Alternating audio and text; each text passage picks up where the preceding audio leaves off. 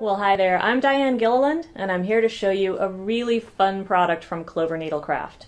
It's called the Kanzashi Maker, and it's a plastic template that makes beautiful dimensional fabric flowers like you see here. The Kanzashi Maker templates come in two styles, and there's a smaller and a larger version of each style. In terms of materials, you're going to need some fabric. And for your first Kanzashi, I recommend starting with a nice quilting cotton. You're going to need some scissors, a sewing needle, and some nice strong thread. So you'll start by threading your needle with a good long length of thread. I like to use between 24 and 36 inches. And you'll want to tie a good sized knot in the end. So next you're going to want to take your fabric and give it a fold. So I have my fabric folded on the bias with the right side of the print facing out, and then I'm just going to take my Kanzashi template and I'll slide the fabric into it, and I'll match the fold of the template to the fold of the fabric.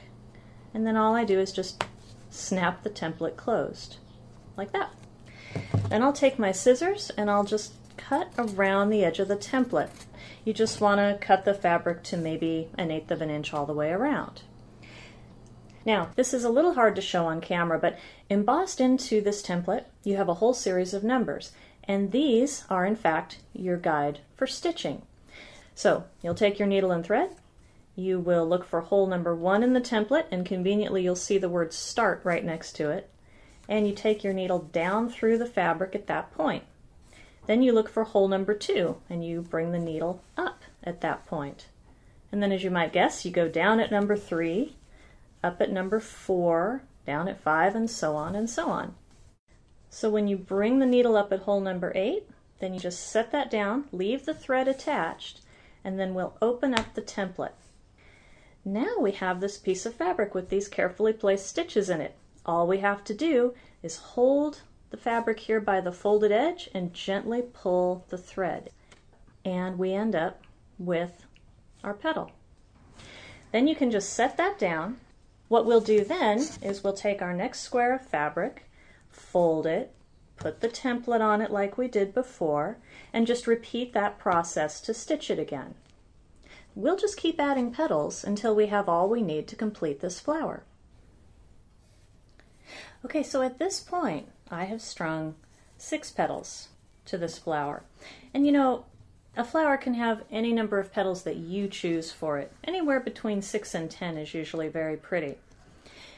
To finish this off, however, I want to be able to tie the ends of the thread into a knot. And so in order to do that, I need to back all these petals up along the thread a little bit. So I'm just going to take the knot at the end and I'm going to gently slide all of these petals back up the thread a bit so that I have a good, say, 6 inches of thread coming out of each side. And now I have 2 ends of thread to work with.